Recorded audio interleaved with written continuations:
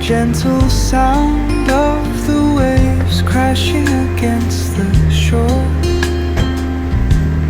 A serene melody weaves through the breeze, creating a soothing rhythm that mirrors the ocean's ebb and flow.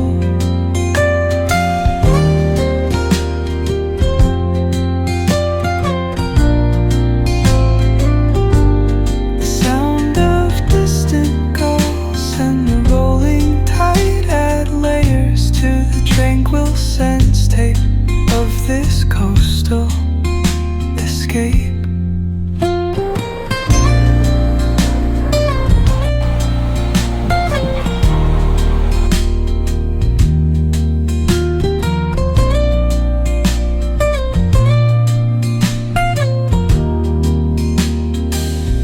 Let the music guide you into an... मित्रांनो नमस्कार. आमच्या एकदा नवीन blog मध्ये तुमचं पुन्हा स्वागत आहे. आज आम्ही पिझ्झा स्टार्टिंग पासून ते एंड पर्यंत तुमच्यासाठी आम्ही व्हिडिओ आणलेला आहे.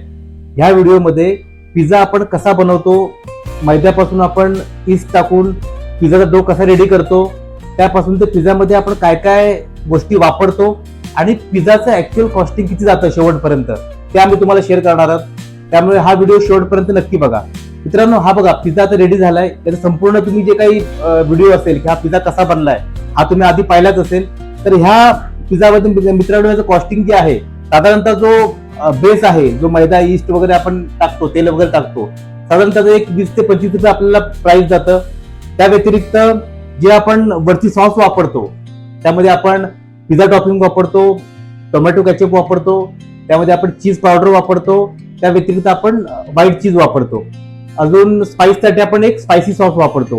ह्या संपूर्ण गोष्टीचं साधारणतः कॉस्टिंग जातं एक 30 to 40 रुपीज. आणि त्यावरती आपण टाकतो मोझरेला चीज.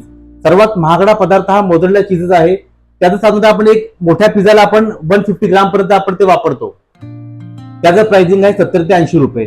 आणि त्यानंतर जे आपले एक्झॉटिक व्हेजिटेबल्स आहेत, जसं या पिझ्झामध्ये आपण पनीर वापरले आहे, अलिपिनो वापरले, ऑलिव्ह वापरलेला आहे, शिमला मिरची वापरलेल्या आहेत. ह्या सर्व गोष्टी साधारणतः एक 30-40 रुपीज कॉस्टिंग आहे.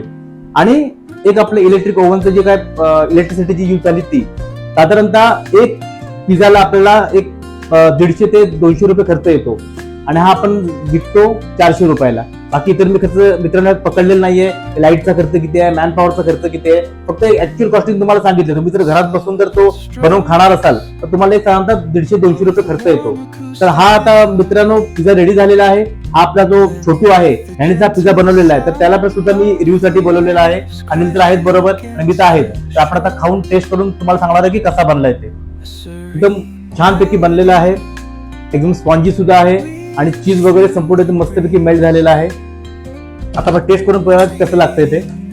थोडंसं कॅचअप टाकूया. ओके, आता आपण टेस्ट करूया कसं लागतंय ते.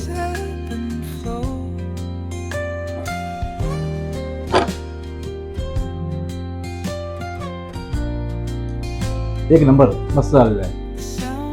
तर मित्रांनो, आपण पिंकीला सुद्धा विचारूया की तिला कसा वाटला टेस्ट, आणि अनिलला सुद्धा विचारू की तिला कसा वाटला याची टेस्ट, कशी वाटली.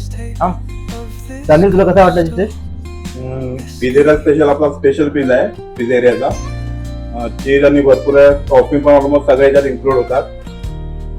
नक्की या कधी पिझ्झा एरियाला व्हिजिट करा, मग नक्की आवडेल पिझ्झा. स्पेशल आहे आमचा. मुझे बहुत अच्छा लगा. तर टेस्ट पण पिंकीला सुद्धा पुष्कळ आवडली, अनिलला सुद्धा आवडली. आणि जे आमचे इथले लोकल व्ह्युअर्स आहेत त्यांनी जर पिझ्झा एरियाला व्हिजिट करा, त्यांना पण खूप आवडेल. आणि जे आम्हाला ऑनलाईन पाहत आहेत त्यांनी सेम असंच घरी बनवून बघा. खूप चांगला पिझ्झा बनतो आणि 150 ते 200 रुपयामध्ये तुम्हाला घरात बसून एक चांगला पिझ्झा खायला मिळेल. तर धन्यवाद मित्रांनो.